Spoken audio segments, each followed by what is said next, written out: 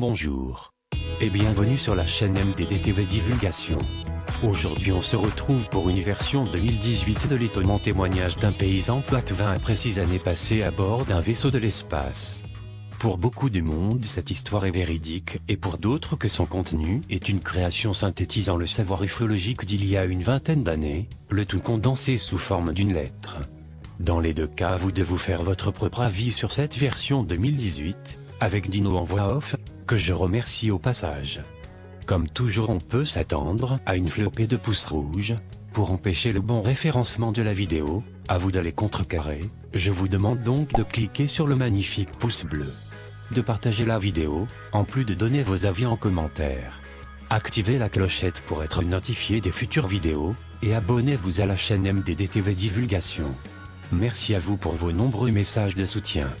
Bon visionnage. Didier. 6 ans à bord d'un vaisseau spatial. Voici l'étonnant témoignage d'un paysan poitevin après 6 années passées à bord d'un vaisseau de l'espace. Voici un étrange document qui relate le témoignage en forme de testament d'un paysan poitevin ayant vécu au siècle dernier. Totalement illettré dans sa jeunesse, il avait acquis mystérieusement de grandes connaissances et fini par révéler à son fils, juste avant sa mort, qu'il avait séjourné à 2 reprises à l'intérieur d'un vaisseau extraterrestre, durant une période totale de 6 années. À l'époque du début des faits, bien avant la Seconde Guerre mondiale, le mot extraterrestre n'existait même pas encore, et a fortiori des néologismes tels qu'alien, zeta ou encore petit gris. Il semble bien cependant, au vu de son témoignage, que le vaisseau dans lequel séjourna ce paysan pendant cette longue période était habité par des êtres qui n'avaient rien d'humain, mais rien non plus de terrifiant, comme pouvaient se l'imaginer ceux qui ont encore une vision dualiste et manichéenne des civilisations de l'espace.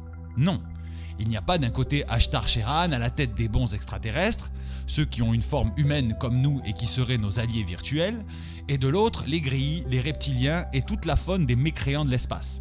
En réalité, les choses sont bien loin d'être aussi simples. Ce qui se passe actuellement, c'est que notre humanité est progressivement en train d'émerger dans une communauté plus étendue de vie intelligente. Plusieurs races extraterrestres et plusieurs organisations formées de diverses races nous visitent. Leur va-et-vient est devenu constant depuis une 50aine d'années. Ces visites de notre planète ont d'ailleurs eu lieu depuis la nuit des temps. Mais la fabrication d'armes nucléaires par les humains et la destruction progressive de notre environnement naturel ont attiré vers notre planète certains êtres, dont la survie même pourrait s'avérer menacée en cas de cataclysme planétaire. Même si ceux dont il va être question sont d'apparence un peu grotesques, selon nos critères, et qui n'ont ni sentiment ni émotion, cela semble largement compensé par leur extraordinaire intelligence. Un assez bon exemple en est qu'ils se méfient beaucoup du concept de démocratie, dont continuent de se gargariser la plupart des habitants de notre planète. Selon eux, pour chaque problème, il ne peut y avoir qu'une réponse possible, celle qui est la plus rationnelle et la plus logique. Si un problème se présente, ils n'ont pas besoin de communiquer et encore moins de polémiquer entre eux. Tous sans exception trouvent en même temps la réponse la mieux adaptée. Au moment où notre humanité s'apprête à pénétrer dans un champ plus étendu de l'expression de la vie, où évoluent des êtres que nous n'avons pas encore appris à connaître, il ne fait aucun doute qu'un témoignage tel que celui de ce fils de contacté soit d'un immense intérêt pour chacun d'entre nous. Chers amis lecteurs, je vais vous raconter une étrange histoire.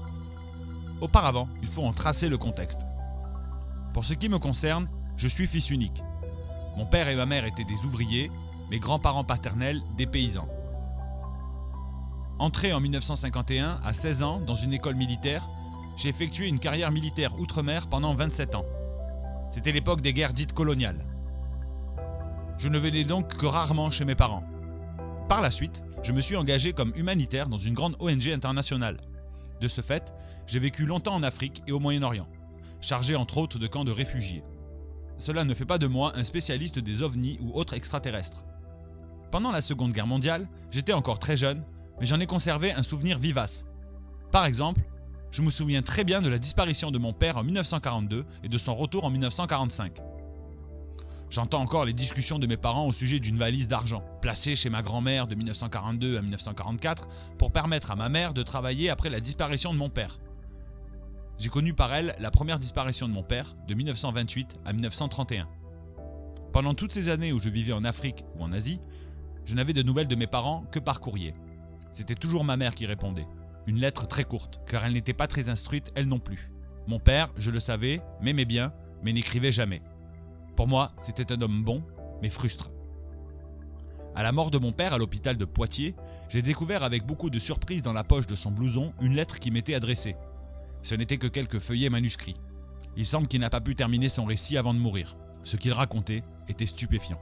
Il me disait connaître fort bien des extraterrestres avec qui il avait vécu plusieurs années et me donnait quelques détails sur sa vie avec eux. Ces feuillets manuscrits, je les connais par cœur, car je les ai lus et relus de nombreuses fois. Je n'ai jamais su quoi en faire et quoi en penser. Les publier, je n'ai pas osé en parler à qui que ce soit, par peur des moqueries. Un temps, c'est vrai, j'ai pensé écrire un article dans un journal. Auparavant, je voulais prendre l'avis d'un spécialiste, un homme de science, mais d'Afrique où je résidais, ce n'était guère possible.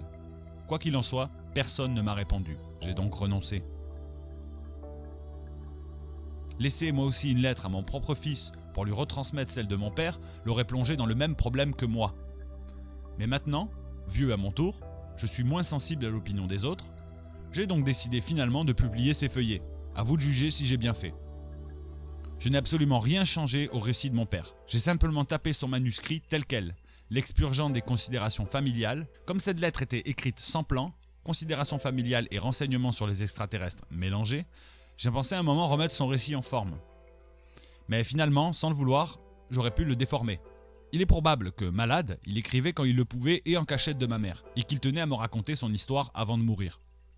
J'ai simplement ajouté quelques annotations pour la compréhension, car la plupart des lecteurs ne connaissent pas l'environnement social de l'époque. Le récit de mon père remonte à l'année 1928. La vie à la campagne était bien différente de maintenant. Les conditions de vie n'ont commencé à changer qu'après la Seconde Guerre mondiale, vers les années 50. Les choses relatées par mon père se sont passées bien avant l'ère des ordinateurs et de la télévision. Des mots comme extraterrestre, ovni ou soucoupe volante, personne ne les avait entendus. Les enfants n'allaient à l'école que jusque vers 12 ou 13 ans et encore pas régulièrement. En effet, les paysans n'utilisaient que la force des bras et celle des chevaux pour tous les travaux. Les enfants remplaçaient souvent la mère pour garder les vaches au pré lorsque elle-même était occupée à d'autres travaux urgents. Ou ceux encore qui traillaient les bêtes le soir, à la main bien entendu. La vie était dure pour tous. Et plus encore pour les paysans non propriétaires de la terre. C'était le cas de mon grand-père. Il était bien évident que les enfants de la campagne étaient très peu éduqués. Ils parlaient un français mêlé de patois. La plupart des paysans n'ont pu investir dans la mécanisation. Beaucoup n'étaient pas propriétaires de leurs terres. Leurs enfants sont devenus ouvriers à la ville. N'ayant aucune qualification, ils étaient condamnés à rester tout en bas de l'échelle sociale. Mon père était membre de ce prolétariat. Mon père, comme ma mère, étaient des ouvriers complètement incultes. Mon père en particulier savait à peine écrire. Il ne lisait que le journal local et quelques bandes dessinées du genre Tarzan. Il n'écrivait que quelques cartes postales à la famille. Il ne savait pas conduire une voiture et ne fréquentait personne, semblait-il, à part quelques voisins ou quelques collègues ou anciens collègues de travail. J'ai encore l'image d'un homme humble, toujours vêtu d'un bleu de travail. Quelqu'un toujours prêt à enlever sa casquette devant un patron ou un petit chef. Alors comment l'imaginer m'écrire une lettre bien léchée pour me dire de 1928 à 1931 et de 1942 à 1945, il était chez les extraterrestres. C'est impensable. Et pourtant, c'était bien son écriture. Sa première disparition, en 1928, j'en avais eu connaissance par ma grand-mère. Un jour que j'étais plus insupportable que les autres, elle m'a dit quelque chose comme « Reste donc tranquille un peu. Tu vas m'en faire voir comme ton père quand il était jeune. » Comme j'insistais pour savoir ce que mon père avait fait autrefois, elle a fini par me dire qu'un jour de 1928, il avait laissé les vaches qu'il était censé garder au pré et était parti pour ne revenir tout aussi subitement que 3 ans après. En ce temps-là, il arrivait que des jeunes gens partent quelque temps voir du pays. Ils gagnaient leur vie, allaient de ferme en ferme, se proposant comme travailleurs occasionnels. On disait des valets de ferme à cette époque. Mais jamais ils ne partaient sans informer les parents, et au moins ils donnaient de leurs nouvelles. Une simple carte postale en général, mais ainsi la famille ne s'inquiétait pas trop. Mais pour mon père, non. Il était revenu comme il était parti, subitement, et n'avait donné aucune nouvelle entre ces 2 actes. Il ne parlait jamais, paraît-il, de ce qu'il avait fait pendant tout ce temps. Il semble que ma grand-mère lui en avait gardé une petite rancune. Sa seconde disparition, c'était en 1942, et je m'en souviens très bien. Les Allemands occupaient la France et nous habitions Poitiers en zone occupée. Un soir, mon père n'était pas rentré. Le lendemain non plus. Ma mère, comme les voisins, ont supposé qu'il avait été arrêté par les Allemands dans une rafle. Ma mère n'a jamais osé se renseigner à la police et encore moins à la commandanture. Sans ressources, elle s'est organisée autrement. Me confiant à ma grand-mère à la campagne, elle a trouvé un emploi dans une usine de munitions, tout en faisant quelques ménages de temps à autre chez des particuliers. En 1945, en pleine nuit, quelqu'un tambourinait à la porte et une voix appelait ma mère. « Germaine, Germaine !» C'était mon père. Vêtu de son éternel bleu de travail, plus une veste de soldat américain, il avait 2 musettes bourrées d'argent français et une petite valise avec ses affaires personnelles. Il venait de la gare où il arrivait tous les jours des prisonniers ou déportés récemment libérés. Il a confirmé qu'en effet, pris dans une rafle en 1942, il avait été envoyé le soir même en Allemagne pour travailler dans une usine de munitions. Pour l'argent, il avait une explication plausible. Mon père a mis l'argent dans la valise, celle-ci sur l'armoire, et a dit à ma mère qu'elle pouvait se servir de cet argent. Peu personne n'en a parlé. Peu de temps après, en 1946 peut-être, le gouvernement a décidé de remplacer les anciens billets par des nouveaux. Cet échange devait se faire dans les banques. Les petites gens n'avaient jamais mis les pieds dans une banque. Dans la rue, ils se disaient aussi que cette opération visait à détecter les profiteurs de guerre.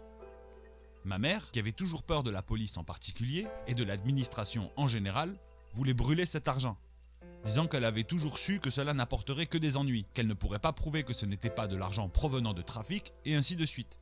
Ce fut une belle scène de ménage. Papa s'est opposé à ce qu'on brûle cet argent et disait qu'il allait s'occuper de le changer. Ma mère, qui savait bien que papa était complètement ignorant de ces choses-là, pas du tout convaincue et même très inquiète, l'a laissé faire, car après tout, c'était son argent. Le dimanche suivant, emportant ses musettes, il partit en mobilette pour ne revenir que le soir, ses sacoches pleines de nouveaux billets. Mon père lui a dit qu'il s'était entendu avec son patron et que ce dernier lui avait fait le change. Un peu bizarre qu'un patron change une quantité pareille de billets avec un de ses manœuvres. Bon, ma mère s'est contentée de mettre la valise sous l'armoire et non plus dessus et n'a rien dit. Mais son visage en disait long. Mon père ne savait pas conduire une voiture, mais il aimait bien rouler avec sa mobilette. Très souvent, le dimanche, il allait visiter un village nouveau de la région. Il faisait de longs trajets, par exemple de Poitiers, il allait visiter le village d'Oradour-sur-Glane. Au cours de ses rares congés, il lui arrivait d'aller à la mer. Pour le travail, il roulait beaucoup aussi. Il était employé sur des chantiers de construction. À la pioche, il creusait des tranchées. Souvent, son patron l'envoyait sur des chantiers éloignés, à 20 ou 30 km. Il partait très tôt le lundi matin et ne revenait que le samedi. C'est du moins ce qu'il disait, car bizarrement, il n'arrivait pas à avoir de fiche de paye. Ma mère ne disait rien, mais supposait qu'il lui arrivait de travailler au noir. Je savais que mon père, le samedi, aimait bien aller au marché, seul, pour acheter du fromage de chèvre et du saucisson de campagne. Je savais aussi que lorsque j'étais en permission, il aimait bien me voir en uniforme. Apparemment, il était fier de moi. Un jour donc, c'était en 1955, revenant d'Indochine, j'étais en permission. Habillé de mon plus bel uniforme, j'ai décidé de le rejoindre au marché pour lui faire une surprise. Arrivant dans son dos, je le vis discuter avec des gens qui, d'après leur costume, ressemblaient plus à des cadres de haut niveau qu'à des ouvriers. Avant qu'ils s'aperçoivent de ma présence, j'ai entendu mon père parler sinus et cosinus avec ces gens. Il semblait très à l'aise. Je ne savais même pas qu'il connaissait ces mots. M'apercevant, il fut très gêné, m'a-t-il semblé, et me présentant rapidement ces gens, nous sommes partis, prétextant les achats à faire. Je n'ai pu m'empêcher de lui dire que je ne le savais pas si savant. Mais en riant, il m'a dit « Tu vois, on en apprend des choses sur Tarzan ». J'ai trouvé ça bizarre, mais enfin pourquoi pas. En 1985, j'étais en Afrique lorsqu'on m'a informé par fax que mon père était gravement malade et hospitalisé. Je suis arrivé 2 jours avant son décès. Comme mon épouse était restée seule dans un camp de réfugiés mal sécurisé, je ne pouvais pas m'attarder en France. Je suis donc resté que quelques jours, le temps de régler les funérailles et prendre quelques dispositions pour ma mère. À l'église comme au cimetière, j'ai été surpris du nombre et de la qualité des personnes présentes. Je savais que mon père était très apprécié de son entourage, mais je ne comprenais pas comment il pouvait connaître tous ces directeurs de ceci ou ces directeurs de cela. Un m'a même dit, en présentant ses condoléances, que la mort de mon père était une grande perte pour lui, car il l'avait beaucoup aidé dans ses recherches en mathématiques. Les voisins de mon père, toutes ces petites gens, ne connaissaient pas ce genre de personnes. C'est peu après que j'ai trouvé dans son blouson une grande enveloppe grise avec quelques feuillets manuscrits. Sur l'enveloppe, il était bien écrit qu'elle était pour moi, son fils. Mon père n'écrivait pas beaucoup, mais c'était bien son écriture. De plus, les considérations sur la famille ne pouvaient venir que de lui. Quelle stupéfaction! Cette lettre, bien léchée, dénotait un esprit cultivé. Très étrange, il m'expliquait tout de go qu'il avait été enlevé par des extraterrestres en 1928, vécu avec eux jusqu'en 1931. Il racontait quelques détails sur ce séjour et comment et pourquoi il était revenu sur Terre. Il était reparti en 1942 et revenu avec la navette en 1945. il racontait comment on lui donnait de l'argent pour lui et ma mère. Il était navré d'avoir raté son départ définitif en 1979, ce qui le condamnait à rester sur Terre, alors qu'avec les extraterrestres, il pouvait vivre très longtemps. Apparemment, la mort l'a surpris avant d'avoir pu tout raconter. Depuis, cette lettre me trouble beaucoup car elle ne colle pas avec la personnalité de mon père et son absence d'éducation. Voici donc le récit de mon père. 6 ans chez les extraterrestres. Mon cher R, cette lettre va beaucoup t'étonner, mais c'est bien moi, ton papa, le rédacteur. Même si les médecins ne me le disent pas nettement, je vais mourir bientôt. J'espère seulement avoir le temps de te raconter mon histoire et si possible te donner quelques détails pour satisfaire ta curiosité. Il n'est pas impossible que dans les années à venir, des gens voient des choses bizarres dans le ciel. Aussi, je vais te dire de quoi il s'agit, car moi, je sais. J'ai vécu chez les extraterrestres plusieurs années en 2 fois. En 1979, je devais partir à nouveau, et cette fois définitivement. Mais je n'ai pas pu. Je le regrette, car j'aurais eu une longue vie. Je t'expliquerai dans les pages suivantes. Un après-midi de 1928, je gardais nos vaches dans un pré. Appuyé sur un bâton, je rêvassais. Tout à coup, une sorte de couvercle de lessiveuse est tombé à 3 ou 4 mètres de moi. Aucun bruit. J'ai vu seulement l'objet. Aussitôt, il y eut un grand éclair rouge et vert et ce couvercle de lessiveuse est devenu un énorme engin, gros comme un camion, de couleur grise mais scintillant. Ensuite, 2 petits bonhommes nus comme un verre, traversant la paroi, m'ont attrapé et m'ont tiré à l'intérieur de l'engin. Aussitôt couché, j'ai été recouvert, je ne sais comment, d'une sorte de gélatine et j'ai perdu contact avec l'environnement. Le tout a duré quelques secondes. À l'époque, personne ne parlait d'extraterrestres. Et pourtant, je venais d'être enlevé par eux. Combien de temps a duré le voyage ? Je ne sais pas. J'ai le souvenir de ne pas m'être vraiment évanoui, de ne pas être angoissé, simplement de sommeiller, ne voyant et n'entendant rien. Frotte-toi les yeux, mais c'est vrai. À un moment, d'un seul coup, la gélatine a fondu et j'ai entendu une voix me dire en français « N'ayez pas peur, il ne vous arrivera aucun mal.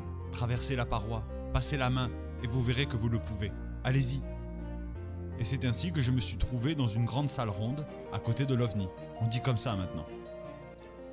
Devant moi, une foule de terriens nus me regardait en souriant. Plus loin, à travers le mur un peu brillant, je pouvais voir des petits bonhommes grisâtres, nus eux aussi. C'étaient les extraterrestres. Comment te les décrire ? Environ 1 mètre de haut, couleur gris clair, pas de cheveux, des yeux ronds et fixes, des visages figés, une bouche en forme de O, pas de nez, mais 2 petits trous recouverts d'une peau translucide. Pas d'oreilles, mais à la place 2 petites bosses translucides aussi. Pieds et mains comme toi et moi. Pas de sexe, mais une petite bosse à la place. Voilà à quoi ils ressemblent. Pendant que nous nous regardions les uns les autres, dans un éclair, l'OVNI a non pas disparu, mais s'est rétréci d'un coup pour ne devenir que gros comme, disons, une pomme. J'abrège beaucoup car je ne suis pas certain de pouvoir tout te raconter. Et puis les terriens, du moins ceux qui parlaient français, m'ont accompagné dans les locaux réservés aux terriens. Curieusement, je n'étais ni fatigué et n'avais ni faim ni soif. La présence d'autres terriens était rassurante. C'est ainsi que la curiosité l'a emporté et que ma nouvelle vie a commencé. Les murs d'énergie. Je me suis retrouvé dans un local blanc, tout rond, sauf le plancher qui était plat. Apparemment, je respirais normalement. N'avais ni chaud ni froid, me déplaçais aussi facilement que sur Terre. J'avais une foule de questions à poser. Très vite, les terriens parlant français m'ont expliqué les principales choses que j'avais besoin de savoir tout de suite. D'abord, dans mon local, n'importe quel endroit de la cloison courbe et molle pouvait servir de mur d'énergie. En mettant la main comme ceci ou comme cela, on pouvait soit la traverser pour aller de l'autre côté, soit y enfoncer les doigts pour la tirer vers soi. On pouvait encore, si on le désirait, voir à travers. Dans ce cas, elle devenait transparente comme un miroir scintillant.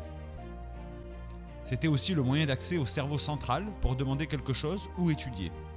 À ce sujet, on m'a dit que plusieurs instructeurs parlant français viendraient me voir quand je le voudrais. Ils ne pourraient entrer dans mon local car ils n'utilisent pas d'oxygène dans leurs locaux. En effet, les extraterrestres ne respirent pas, ne s'alimentent pas, ne dorment jamais, ne se reproduisent pas et ils travaillent toujours. Ils sont cependant toujours disponibles pour nous si nous les appelons au mur d'énergie. Nous, les terriens, pouvons manger normalement, car les extraterrestres produisent tout à partir d'un modèle que ramènent de la Terre les navettes, aussi bien les aliments que des journaux par exemple.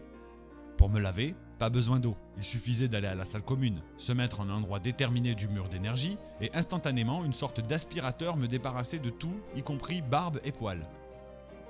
Le monde des extraterrestres, mon instruction. Au fur et à mesure que j'avance dans mon récit, je me rends bien compte des difficultés. En premier, je ne suis pas certain de pouvoir tout te dire avant ma fin de vie.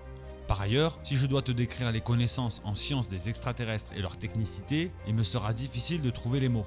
En effet, certains concepts sont complètement inconnus sur Terre. C'est un peu comme si je devais, devant le tableau d'un peintre, décrire la couleur rouge à un aveugle de naissance.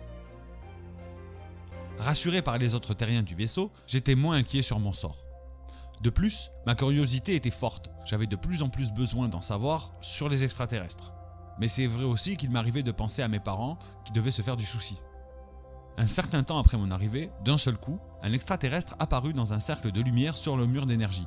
Aucune différence avec ceux déjà vus à mon arrivée, si ce n'est qu'il portait une sorte de boîte lumineuse sous la tête. Je dis sous la tête, car son cou était à peine visible.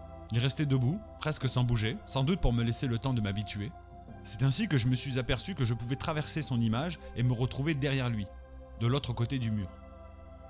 Une fois face à face, lui et moi, il commença à parler en français, ce qui me permettait de voir que sa bouche ne bougeait presque pas.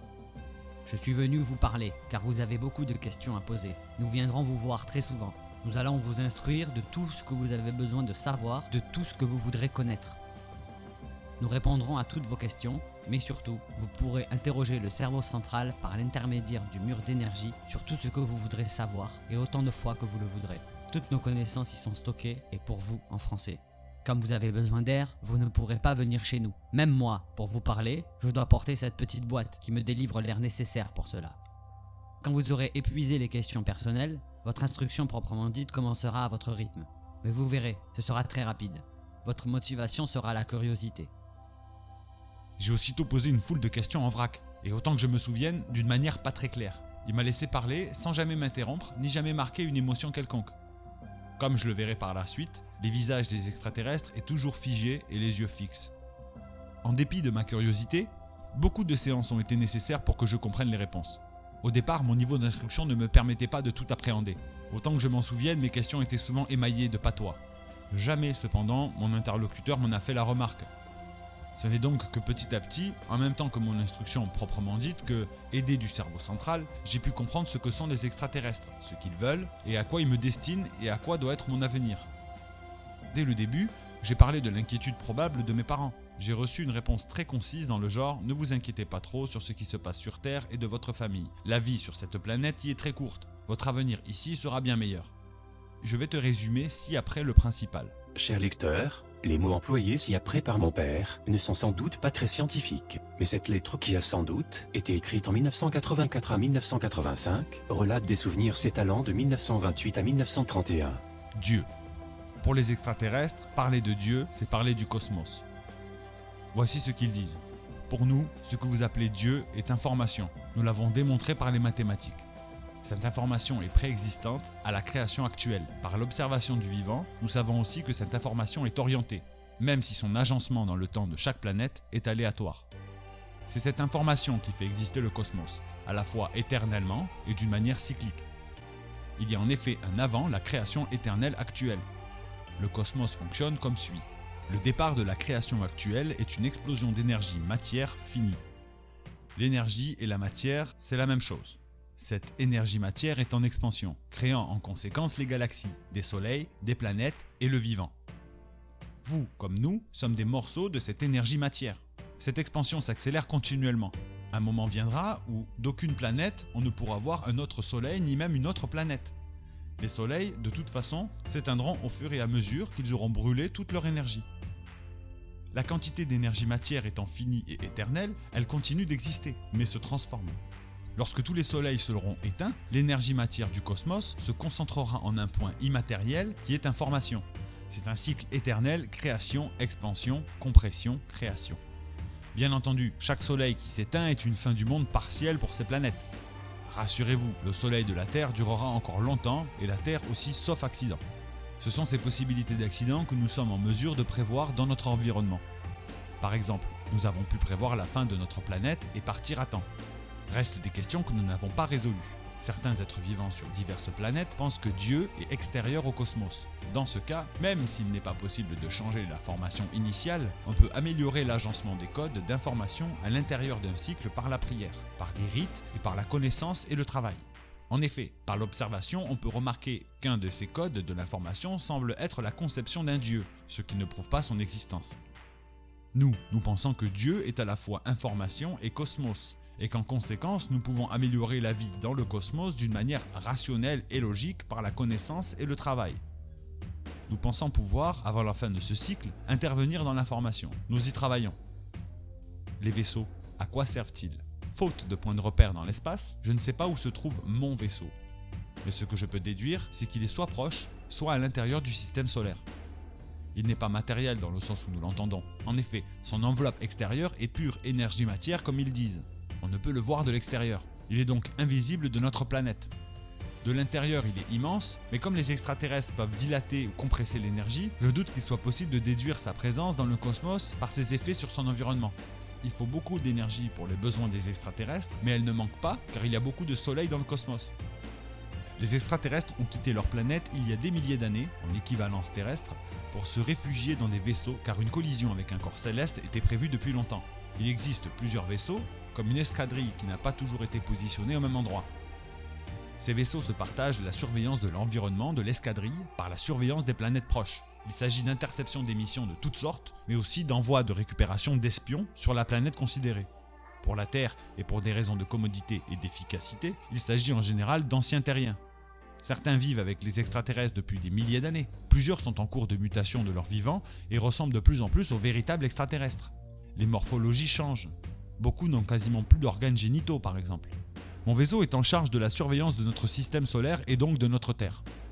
Les mots que j'entendais le plus souvent en consultant le cerveau central sont rationnels ou logiques, et pour les extraterrestres, il n'est pas rationnel d'intervenir d'aucune manière dans la vie d'une planète ou de ses habitants, ni même de se faire connaître. Si cela arrive par accident, le témoin est enlevé et transporté au vaisseau. Il pourra y vivre et, s'il le veut, participer aux recherches. Cependant, il existe d'autres extraterrestres venant du grand ailleurs. Avec certains, le vaisseau peut communiquer, avec d'autres, non. Mais cela ne semble pas inquiéter mes extraterrestres. Ces inconnus ne semblent être que de passage, si j'ose dire. Ils ne paraissent s'intéresser à la Terre qu'à titre de collecte de renseignements. Il est possible qu'ils soient à l'origine des observations relatées par les médias de la Terre. Ce n'est pas le problème de mes extraterrestres. Les miens savent tout ce qui se passe sur Terre. Ce qu'ils ne savent pas, les espions peuvent compléter les manques. Ils peuvent ramener au vaisseau livres et journaux. Ils ramènent également des objets, ou pour les terriens à bord, des échantillons alimentaires à reproduire et aussi toutes sortes de choses et de renseignements pour enrichir le cerveau central, qui est commun à tous les vaisseaux et accessible à tous, y compris aux terriens et dans la langue de leur choix. Si un terrien n'a pas une bonne instruction à son arrivée, les extraterrestres l'éduquent en commençant par la maîtrise de sa propre langue avant de l'initier à la manipulation du cerveau central. Ce fut mon cas. C'est ainsi que l'on peut connaître le passé comme le présent de la Terre dans tous les domaines, mais aussi tout ce qui est répertorié de n'importe quelle autre planète. Concernant l'étude du vivant, il y a cependant des choses qu'ils ne comprennent pas très bien pour le moment. Par exemple, concernant la Terre, ils constatent, mais ne comprennent pas, l'utilité de la diversité du vivant conscient. Ils en connaissent le processus, mais se posent la question du pourquoi cette information spéciale pour la Terre. Ils étudient nos émotions aussi, et eux ne semblent pas en avoir. Ils sont rationnels, point.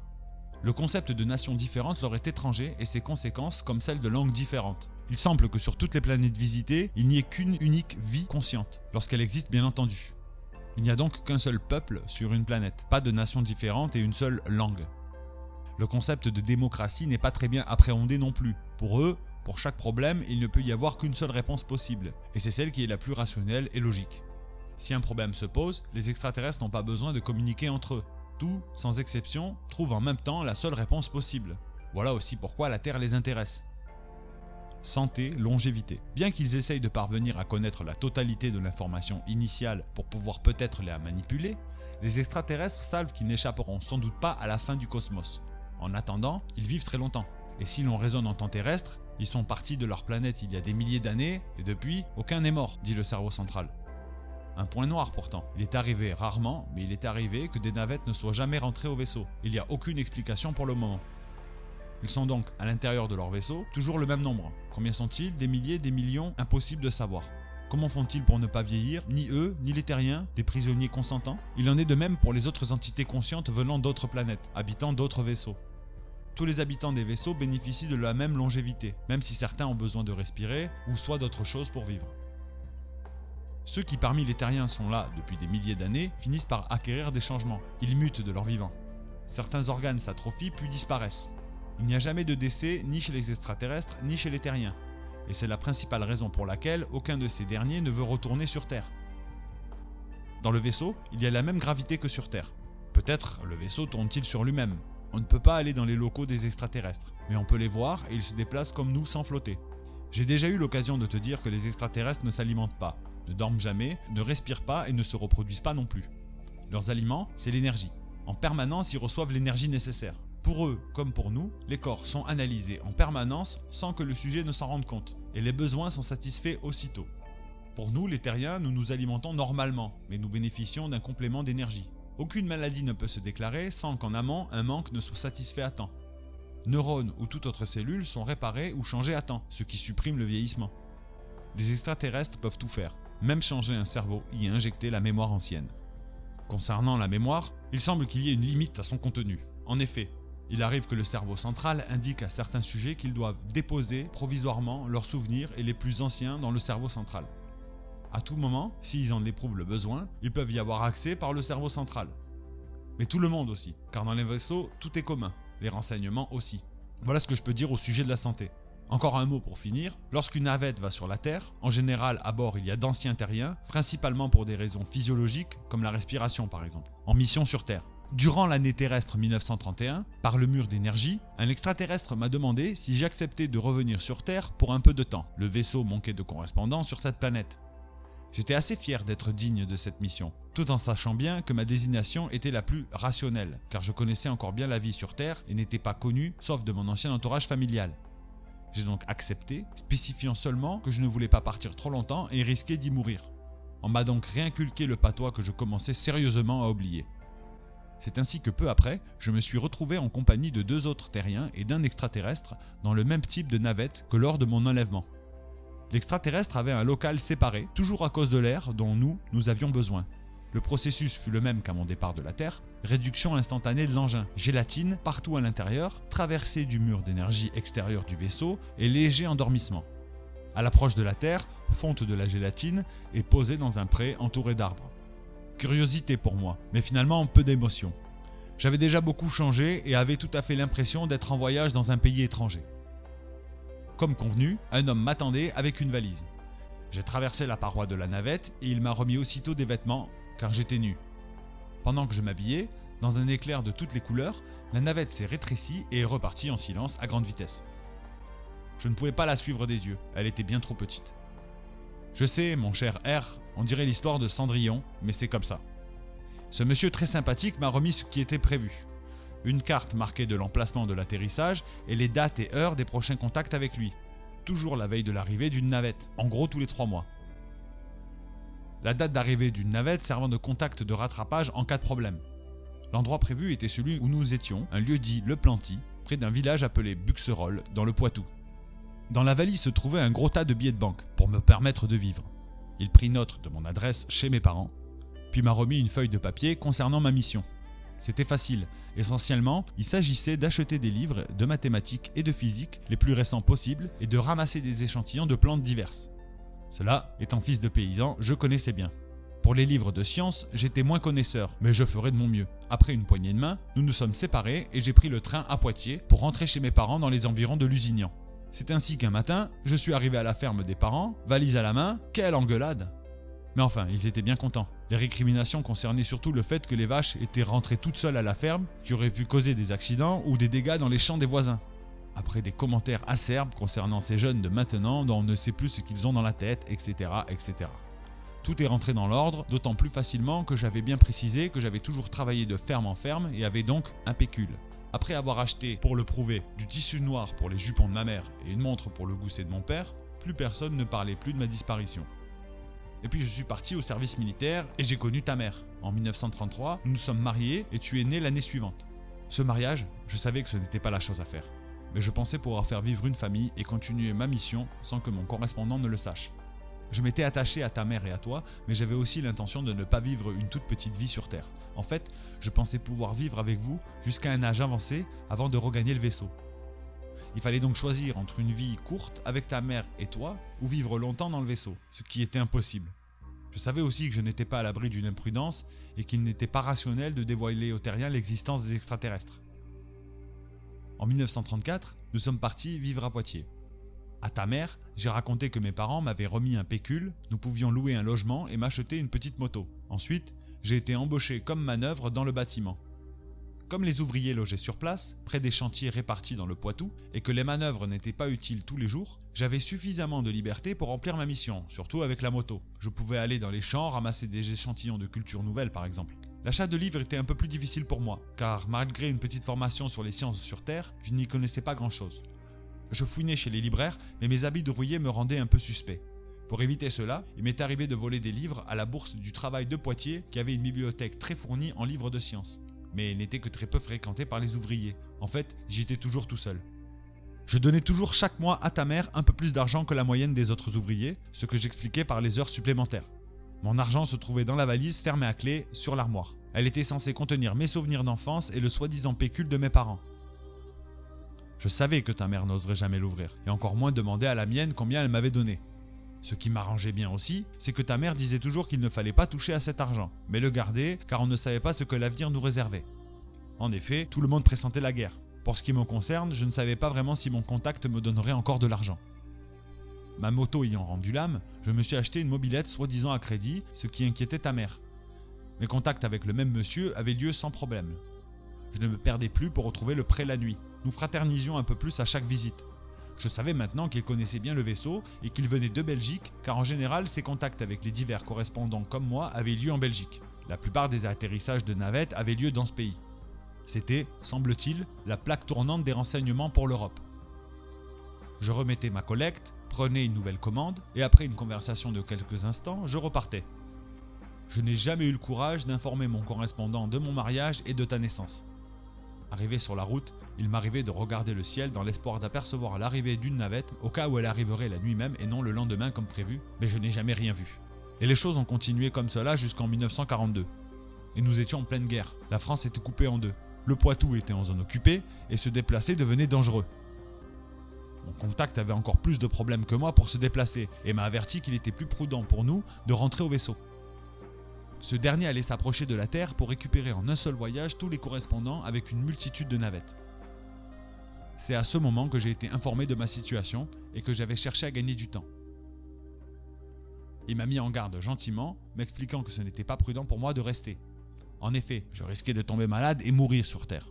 Je pouvais aussi être imprudent et laisser entendre par inadvertance que j'étais en contact avec des êtres venus d'ailleurs. On n'aurait pas manqué de m'enfermer dans une maison de fous jusqu'à la fin de mes jours. On ne disait pas hôpital psychiatrique à l'époque. Dans ce cas, personne ne pourrait rien pour moi. Aucune navette ne pourrait me localiser. C'était le bon moment pour partir, disait-il. Cela me paraîtrait pas bizarre, car à cette époque, beaucoup de gens disparaissaient, soit à cause des bombardements, soit arrêtés par les Allemands. Après quelques allusions à ta mère concernant l'argent qu'elle pourrait prendre au cas où il m'arriverait malheur, j'ai pris ma décision et au rendez-vous suivant, j'ai informé mon correspondant que j'étais prêt à partir. Quelques jours après, nous partions. Cette fois, pas de gélatine, le vaisseau était tout près de la Terre et en quelques minutes, nous étions à bord. J'étais content, mais j'avais le cœur gros. Second séjour dans le vaisseau. À bord du vaisseau, j'ai repris ma vie d'avant et au fil du temps, les événements de la Terre me concernaient de moins en moins. J'ai étudié beaucoup pour comprendre moi aussi les secrets de l'univers. Un seul but pour tous, accéder à l'information initiale avant la fin du cycle et espérer acquérir ainsi l'immortalité. Mais avant de vraiment participer aux recherches, il me faudrait sûrement plusieurs centaines d'années terrestres pour assimiler les informations données, soit par les extraterrestres, soit par le cerveau central, soit aussi quelquefois par des survols en navette de planètes inconnues. C'est ainsi que je me souviens d'une planète, qui sans nul doute était habitée. Le cerveau central qui recevait les analyses le confirmait. Pourtant, il n'y avait aucune trace au sol. On n'a jamais détecté un être vivant en déplacement. Pouvait-il exister du vivant invisible ? Ce vivant vivait-il dans les profondeurs de la planète ? Au moment où j'écris, je suppose que cette planète est toujours à l'étude. À propos des voyages dans l'espace, et avant qu'il ne soit trop tard, je vais essayer de te donner quelques explications sur ces voyages. Pour cela, il me faut parler du cosmos. Pour les extraterrestres du vaisseau, les voyages dans le cosmos ne dépendent ni de la vitesse de la lumière, ni de la gravité des corps célestes, ni du temps, ni de l'énergie utilisée pour pousser une fusée.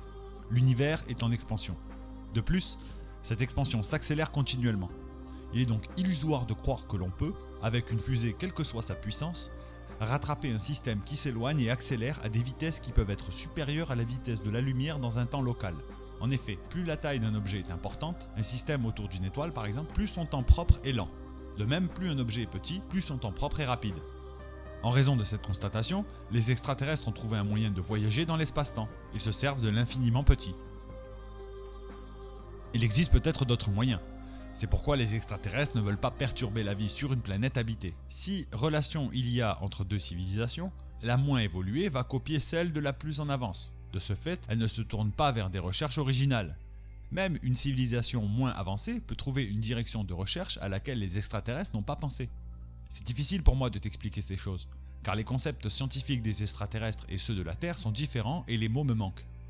Pour les extraterrestres, le cosmos est comme un ballon qui non seulement grossit sans arrêt, mais ce grossissement s'accélère en permanence. À l'intérieur se trouve l'information initiale, pense-t-il. Mais il y a une différence entre la représentation terrienne du cosmos et celle des extraterrestres. Pour les terriens, les galaxies, visibles ou non, c'est le cosmos, dont le système solaire fait partie. Pour les extraterrestres, c'est, si tu veux, comme la peau d'un ballon. Les galaxies sont sur la peau de ce ballon. Notre système solaire aussi, bien entendu. Ces galaxies, avec de grandes distances entre elles, sont étagées au-dessus de l'intérieur du ballon. À l'intérieur du ballon, l'espace, le temps, les distances sont fluctuants. Pour aller d'un point à un autre sur la peau du cosmos, il faut passer par l'intérieur du ballon.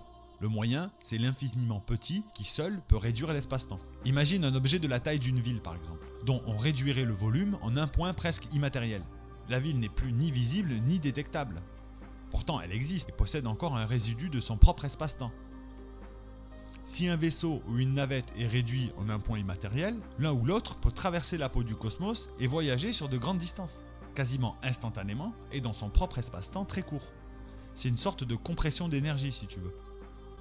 J'espère avoir le temps d'y revenir et d'essayer de t'expliquer comment les extraterrestres procèdent, à la fin de cette lettre. Fin de l'aventure. Dans le vaisseau, j'étudiais toujours beaucoup. C'était un vrai plaisir. Par curiosité, je voulais tout savoir. Grâce aux émissions radio de la Terre, je savais un peu ce qui s'y passait, mais j'étais de moins en moins intéressé.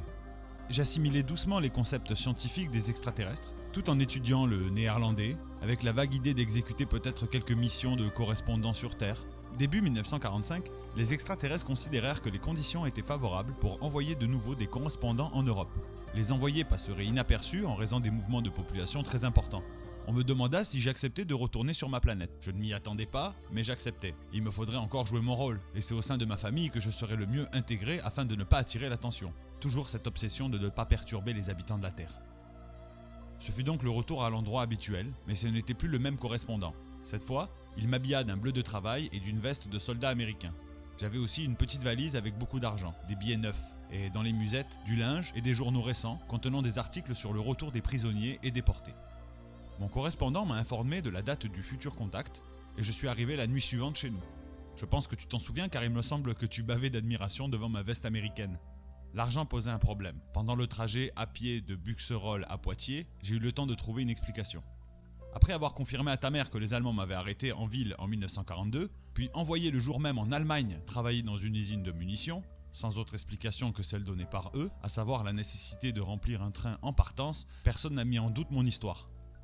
Pour l'argent, j'ai raconté l'histoire suivante. Au cours d'un bombardement, le groupe de Français de l'usine s'était réfugié dans une ancienne caserne de la ville, supposant que détruite, elle ne serait pas de nouveau. Dans les gravats, nous avons trouvé un coffre éventré, bourré d'argent de tous les pays.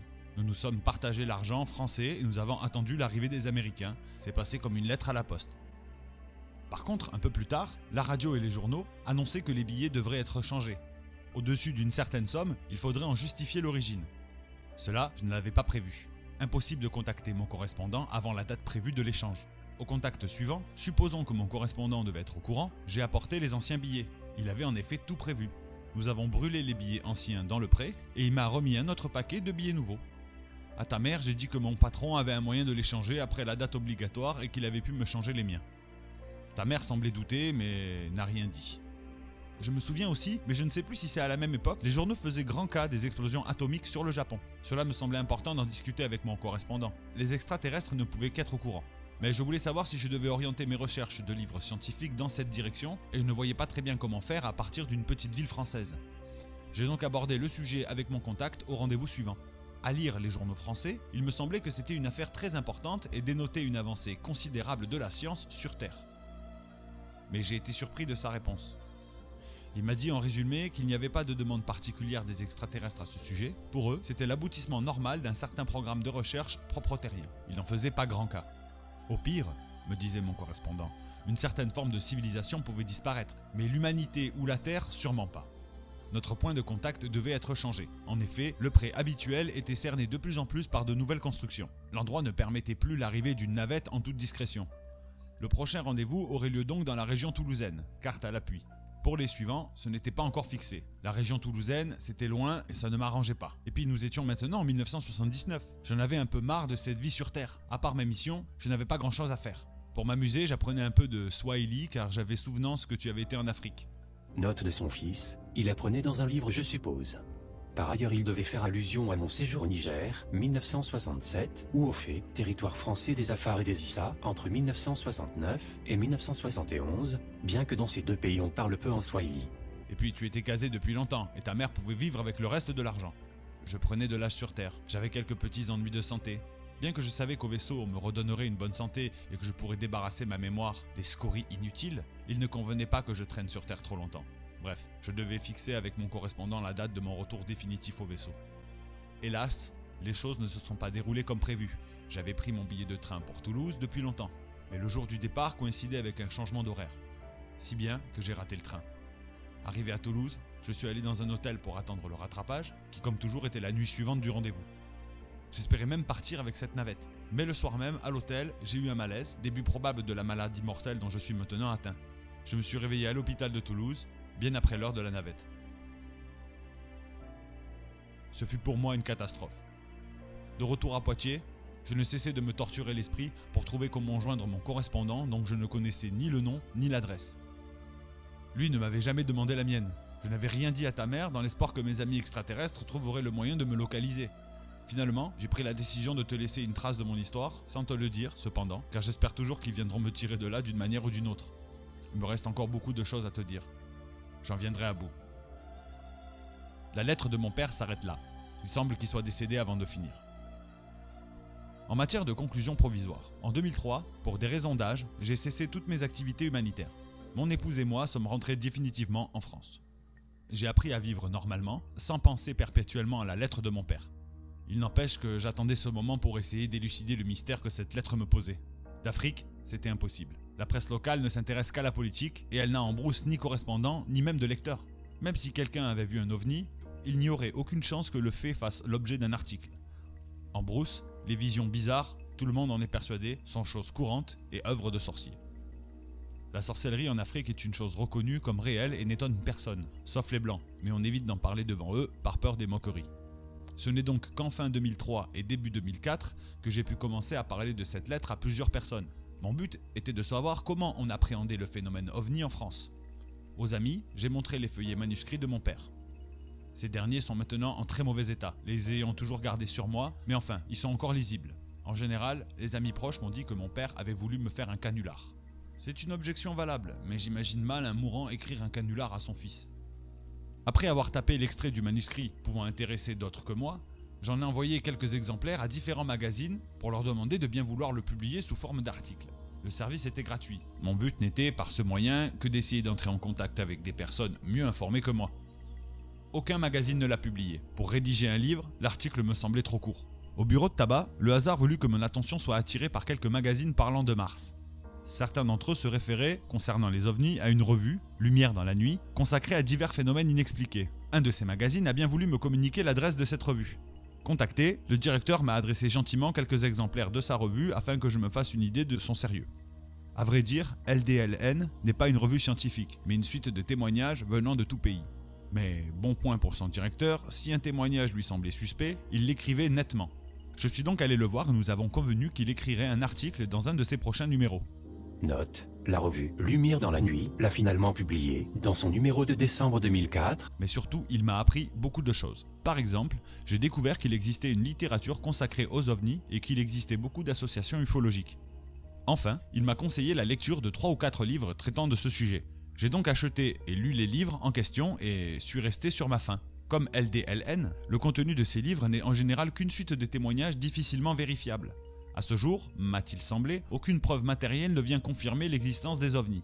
D'autres livres plus sérieux défendent la thèse d'un complot international pour étouffer ce genre d'affaires et discréditer les témoins décrivant l'atterrissage ou le passage d'un ovni. À l'origine de ce complot, il y aurait les gouvernements, la presse et les scientifiques. Le but serait de ne pas affoler la population. Pourquoi pas? Un de ces livres est très bien argumenté à partir de documents officiels américains déclassifiés. Il semble prouver cette thèse. J'ai quand même de la peine à croire que les gouvernants arrivent à empêcher depuis si longtemps les médias de traiter ce genre de sujet, sauf sur le mode ironique. Si vraiment les gouvernants de tout pays arrivent à occulter ce genre d'informations, ils prennent un gros risque. Que leur arrivera-t-il lorsque l'évidence sera là?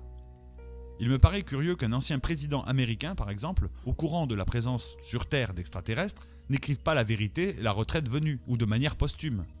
Pour les scientifiques, la loi du silence est possible. L'esprit de corps est fort, et remettre en question leur formation et leur certitude est impensable. Cependant, comme eux, je suis dubitatif à la lecture de certains témoignages relatant de faits insolites, comme l'atterrissage ou le passage d'un ovni. Les renseignements ne sont pas très précis. Apparemment, les ovnis adorent la brume et la nuit, et préfèrent les endroits exotiques, loin de tout. Les témoins sont souvent des gens peu éduqués ou des enfants. C'est dommage. Je rêve d'un ovni qui se pose sur la place du Concorde à Paris, si possible de jour. À ce jour, voici donc ce que je crois. Je n'en ai pas de preuves, mais je pense que les extraterrestres existent et qu'il n'est pas impossible qu'ils nous visitent. C'est ma conviction, tout simplement pour des raisons de statistiques. Sur les milliards de planètes, il serait bien étonnant qu'aucune autre que la nôtre soit habitée. Je veux bien convenir cependant que si habitants il y a, ils ne sont pas tous forcément plus avancés scientifiquement que nous. Mais sur le nombre, d'autres doivent l'être. Nos scientifiques pensent que pour qu'il y ait de la vie, il faut de l'eau, du gaz carbonique, que sais-je encore. Dans notre système solaire peut-être, et qui peut prouver que sur d'autres systèmes il en soit de même? C'est un postulat, rien de plus. Ils objectent aussi les distances, c'est vrai. Mais peut-être est-il possible de voyager dans le cosmos autrement que les terriens l'imaginent. Et puis j'ai reçu un coup de téléphone. C'était quelques jours après avoir vu le directeur du LDLN, bien que je n'y vois aucune relation de cause à effet. Peut-être était-ce la blague d'un plaisantin. En tout cas, ce coup de téléphone m'a paru curieux. Je vais essayer de me le remémorer le plus exactement possible pendant que la teneur en est fraîche dans ma mémoire, car il est évident que je n'ai pas un magnétophone en permanence à côté du téléphone. En voici la retranscription.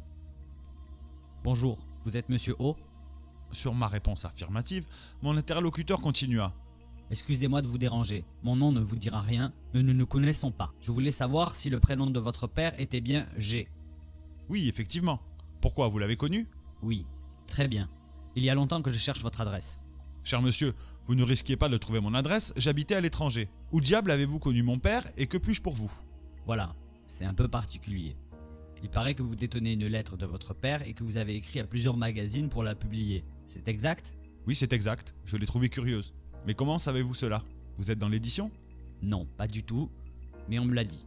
Je voulais savoir si c'est exact. Voyez-vous, nous avons appris la mort de votre père avec beaucoup de retard. Nous ne savions pas ce qu'il était devenu et nous sommes étonnés que votre père ait écrit une lettre. Au nom de l'amitié que je lui portais, me serait-il possible de la lire? Car ce que vous voulez publier n'est peut-être qu'un extrait. Je serais très heureux si, avec votre permission, je pouvais la lire en entier, chez vous par exemple. Si vous n'y voyez pas d'inconvénient, je peux me déplacer. Vous n'êtes pas éditeur, dites-vous? Je ne comprends pas très bien. En plus, vous avez connu mon père? Vous êtes très vieux alors. Oui et non. Vous ne voyez pas qui je peux être? Il y eut un silence. Non, attendez, ne seriez-vous pas vous aussi une sorte de correspondant comme écrivait mon père? Oui, c'est exact. Long silence. Allô, vous êtes toujours là? Oui, écoutez, je suis un peu stupéfait et j'ai de la peine à vous croire. Oui, c'est possible. Mais n'ayez pas peur. Je ne vous veux aucun mal. Je voudrais seulement que vous renonciez à publier cette lettre. Le mieux serait de la détruire en ma présence. Mais si vous le voulez, je peux vous l'acheter très cher. Écoutez, monsieur, la question n'est pas là. C'est une lettre de mon père et j'aimerais savoir quoi en penser. La publier, c'est pour moi l'opportunité de contacter des gens qui pourraient peut-être m'éclairer sur les questions que je me pose, vous comprenez? Oui, je comprends. Mais pensez à plusieurs choses. D'abord, on ne vous croira pas. C'est la meilleure des solutions. Mais le contraire est possible. Vous risqueriez d'affoler les gens. Ce n'est pas rationnel, vous y pensez? Oui, c'est possible, mais peu probable. Je vais donc essayer de la publier. Autre chose. Vous êtes peut-être un plaisantin, bien qu'il me paraisse curieux que vous connaissiez l'existence de cette lettre. Je pense que vous travaillez pour un magazine. Non, mais nous sommes très bien renseignés. Au cas où vous seriez ce que vous prétendez être, puis-je vous poser quelques questions? J'ai rien préparé, votre coup de fil me surprend. Oui, une ou deux questions, si vous voulez. Si vraiment vous surveillez les terriens, on est donc en droit de s'inquiéter, non? Mais non, les civilisations avancées, comme vous dites, ne sont pas dangereuses. Nous surveillons notre environnement, c'est tout. Vous n'avez pas d'armes? Pas du tout. Nous pourrions pourtant, par exemple, créer des ouragans ou modifier votre climat, mais pourquoi faire? Ces cercles dans les champs, c'est quoi? Ça vous inquiète? Il n'y a pas de quoi. D'abord, ce n'est pas nous. Il s'agit d'autres civilisations qui envoient des sondes sur votre planète. Ils disent que les terriens écoutent le cosmos à la recherche d'autres civilisations. Nous leur avons expliqué que vous étiez plusieurs entités conscientes sur votre planète, dont les humains. Nous leur avons expliqué que les humains étaient sensibles à l'art et nous avons essayé de leur expliquer ce qu'était l'art. Alors, pour vous faire comprendre qu'ils existent, certaines de leurs sondes impriment de l'art. Voilà tout. Cher monsieur, pensez à ce que je vous ai dit au sujet de la lettre de votre père. Ne perturbez pas vos semblables. Je reprendrai contact avec vous si vous le voulez bien. Et peut-être pourrions-nous nous voir. Merci de votre amabilité. C'est ça, au revoir, cher monsieur. Ce coup de téléphone ne m'a pas fait avancer dans mes recherches. Cependant, la question est posée. Nous surveille-t-on à ce point ? Y a-t-il vraiment un consensus entre des gens qui savent et les autres pour cacher cette surveillance ? Ainsi s'achève cette vidéo, n'hésitez pas à partager sur les réseaux sociaux et à donner vos avis en commentaire. Vous avez mon Facebook et mon Twitter en description, et abonnez-vous si ce n'est pas encore fait. Merci d'avoir visionné jusqu'à la fin. À bientôt. Didier.